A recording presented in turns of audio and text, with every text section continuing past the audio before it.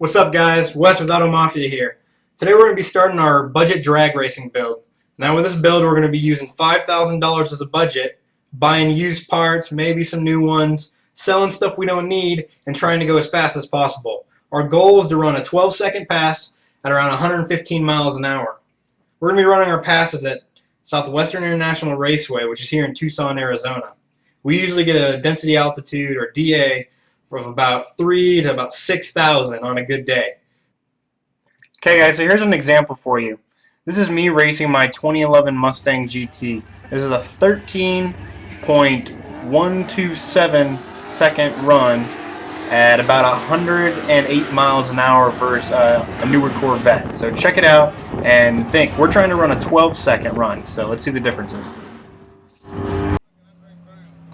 Now go ahead and check out this video. This is a 12-second run of a Chrysler Crossfire. It must have a huge turbo or something, but it's running a 12 flat at 115 miles an hour. Check it out. So here's what we're going to need, guys. First off, we're going to want a car that's cheap, because we're going to need to put money into it with the minimum wheels and tires and probably a nitrous kit to be able to run a 12-second flat ET. So it needs to be pretty cheap, under $5,000. Second of all, the car needs to be light. We're going to aim for 3,000 pounds or under so that we can have a horsepower to weight ratio of about 8.5 to 9 pounds per horsepower that we make. Thirdly, we need a car that can easily make horsepower. For a 3,000 pound car, we're going to need about 350 horsepower to the wheels. So we need a car that can easily make horsepower so that we can hit that 8.5 to 9 pounds per horsepower rating. Now with that is going to be able to net us 115 mile an hour trap speed, and most likely, if we can hook up, a 12-second flat ET on the drag strip. Now if we can find a car that makes more than 350 wheel horsepower and is under 3,000 pounds, that just makes it easier and cheaper for us to get to the goal. So here's some of our choices. First off is this old Camaro. Most people see and love these old Camaros, and they see them at the drag strip, and I do too. They make loads of power with not too much money into the engine, but here's the problem.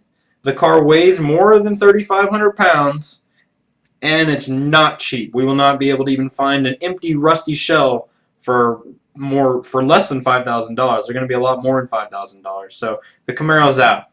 Next is one of these Novas. This is an older generation Chevrolet Nova, and they're also a great car. But once again, they're heavy. It's going to be more than 3,500 pounds, probably closer to 4,000 pounds. And we're probably not going to be able to find one for $5,000 that has an engine that we can build and everything like that. So that one's out. Another car you see there, that's the Challenger. Great car, gorgeous car, love it. Nice big Hemi V8 in it, probably a big block. Not a cheap car, not a light car, not going to be what we want. My next choice would probably be this third-gen Camaro here. Now, you can find these cars everywhere. You can get them for $1,000, $500, maybe even lower than that with just a shell. This would be a great drag car because we can find it super cheap, throw a small block Chevy in it, and it'd be great drag car. Only downside of this car is they come with a 10-bolt rear end, or worse. Now these rear ends are just horrible. Any amount of power will just shred the interior of that, and our axles will fall right out on the track. We don't want that. That's not good. So for that reason, it's probably out unless we can find a good rear end to go in it. Now this next car is a Ford Mustang Foxbody. These are a 1979 to 93 built car that came with a 5.0, that's a 5-liter V8, putting around 225 horsepower. With simple intake, heads, and cam, these engines can make well over 300 horsepower. Give it a little shot of nitrous on top of that, we'll be at a 400 horsepower mark. Now if we find the right car in a coupe and we strip it down, we'll easily be able to be under 3,000 pounds. Not only that, these cars are pretty reliable. They're cheap. You can find them everywhere. I'm sure we can find a shell for $400 or $500 hopefully. Throw an engine in it for a couple hundred more, 1,000, make it nice. Call it good. Now, the next car after that, this is a newer Mustang, right after the Foxbody. It still uses the 5-liter V8. Now, the only reason I wouldn't want this car is they're usually too heavy. Now, you can get them under 3,000 pounds with a lot of weight reduction, lightweight brakes, that sort of thing, but that kind of costs money. So that's why it's out. Now the reason I haven't shown a newer Mustang is they're either A, too expensive, or B, the engines aren't great. We're not really going to make the power we want to the weight the car weighs with the 4.6 liter Mustang. It's just not, the power isn't there. Now here I show a newer, this is like an LT1 Firebird or Camaro. And with that, these Firebird slash Camaro, they came with the LT1, which is a 350 cubic inch engine, 5.7 liters. It's a pretty good engine, but it's not that great. It's going to be hard to make the power we want, and this car already weighs about 33 to 3,700 pounds. It's pretty heavy, just not that great. It also still comes with that Chevrolet 10-bolt rear end, which is not the best for drag racing. We'll probably blow it up in no time. So we're going to say no to this one. Now here's a newer Camaro. This is like a 2000. It's an SS. Now this one comes with an LS1. It's the same thing basically as the same years for a Firebird. They come with the LS1 engine, which is a great aluminum block engine. Makes very good horsepower. There's loads of fans, loads of aftermarket parts for it. This would be a good choice. It's still a pretty light car. It's going to be around 33 to 3,500 pounds depending on the model. We could probably strip it down to get it pretty close to what we need to be under 3,000 pounds. But you're not really going to find an LS1 model of these Camaros and Firebirds for under the $5,000 that we need. Not one that's in any decent shape that the engine will survive racing on.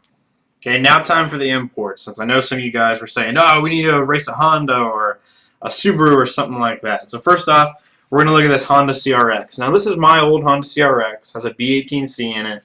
You can find these cars for pretty dang cheap. Still with a good engine. If you throw a turbo kit on them, they'll easily make 300 horsepower with no problems. Now, we can find them cheap. Their engines aren't that bad. Easily make power over 300.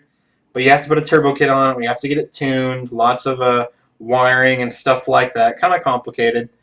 To get a good engine, it probably won't be as cheap as we really want it.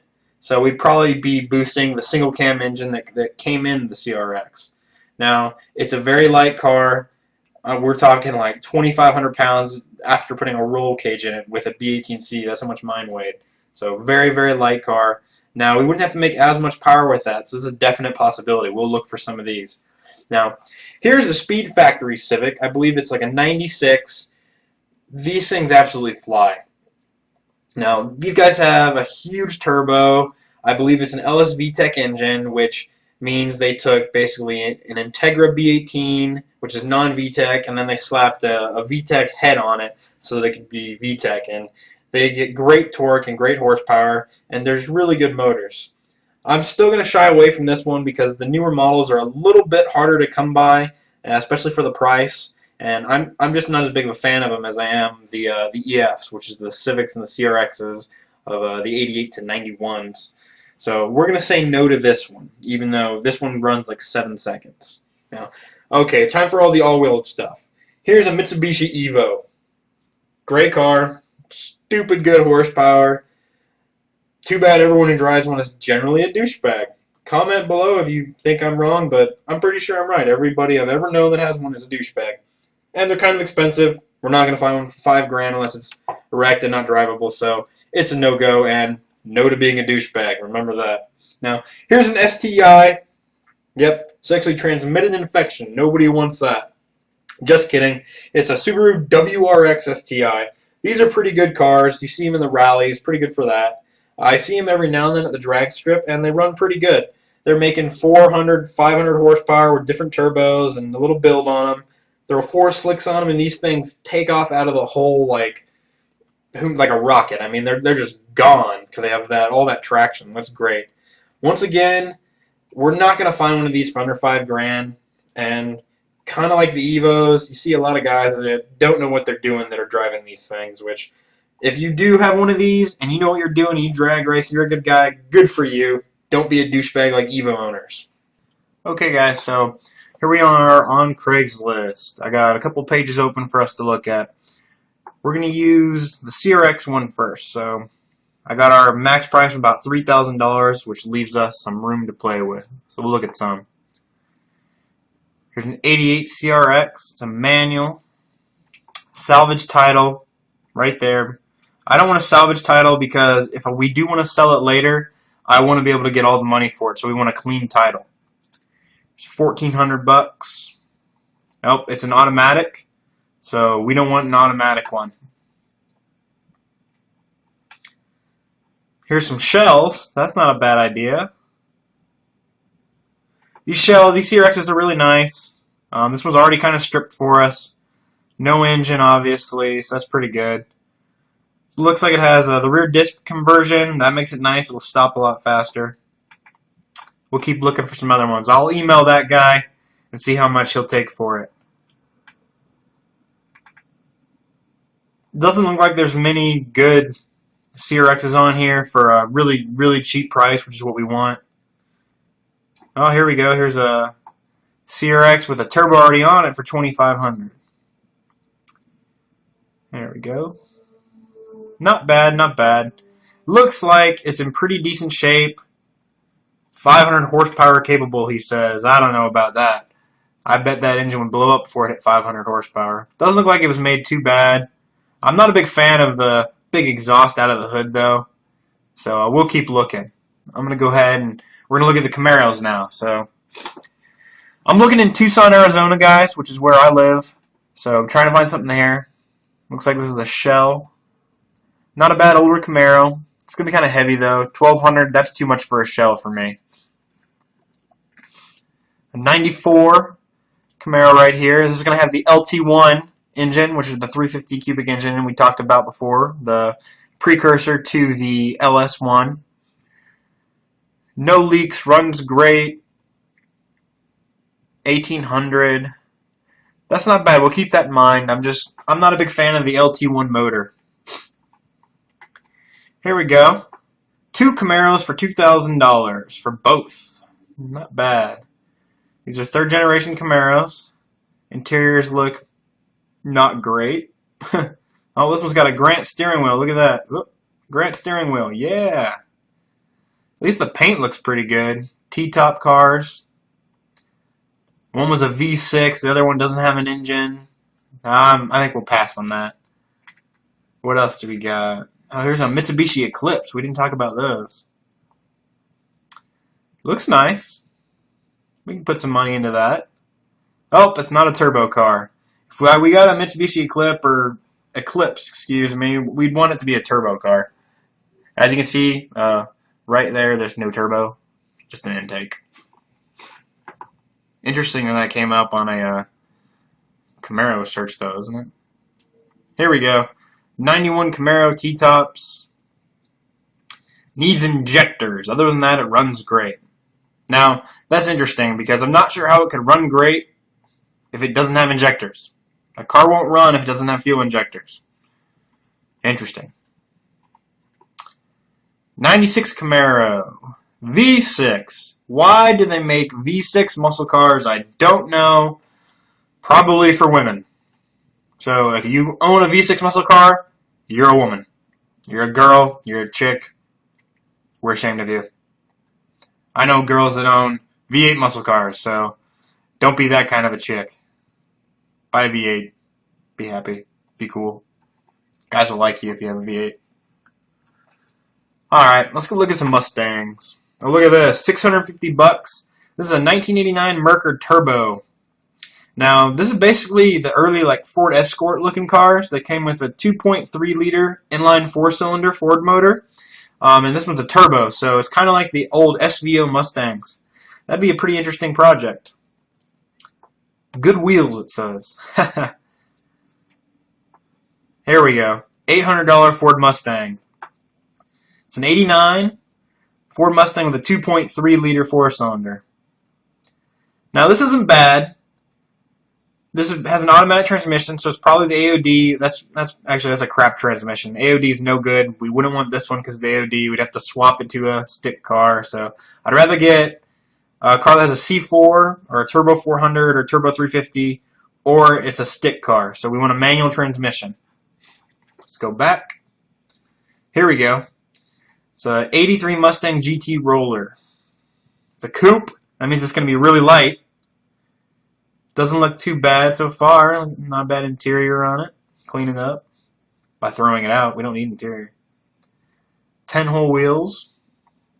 As you can see, no motor, but it looks pretty solid. Guy said this was a V8 car, was a 5-speed car, so that's good. We'll get a manual transmission for it. Oh, here we go. Built rear end, 411 posi. That means New Ford Racing limited slip. So you're not seeing me, but I'm making my hand motions right now. Both wheels are going to turn at the exact same time. So we're not going to be a one-wheel wonder doing a burnout and only one wheel spinning. Both wheels are going to spin and make smoke. That means we'll get traction with both wheels and be able to take off straight. So it's got 33 spline axles. That's good because that just basically means the axle is stronger. It has more splines where it goes into the differential, and that makes it stronger. It has an 8.8. That's a good solid rear end. That's the rear axle housing that came on basically every V8 muscle car from Ford for the last 20 years, basically. So it's still on the brand new 2014 Mustangs. So that's a good choice. It's already welded, makes it stronger. Lakewood drag shocks and some iBox springs. You know, I'm going to email this guy and see if we can get it from him for cheaper. If we can get it for, I don't know, anywhere under $900, that'd be pretty good because look at all these other things on here. We're still looking at $800-900 and nothing's really jumping out at me that we want. So I'm going to email that guy. I'm going to email this guy with the turbo, see if he'll take like $1,500 for it. Probably tell me to go screw myself. I would, right? And then I'm going to email, where was it? There's another one. Where was it? Right here. I'm going to email this guy. Oh, not this one. He thought his car was a V8. Now, how do you think your car's a V8? I don't know, but he thought it's a V8. That means it's a V6. I'm going to email these guys, and we'll get back, and I'll see you next time. Thanks.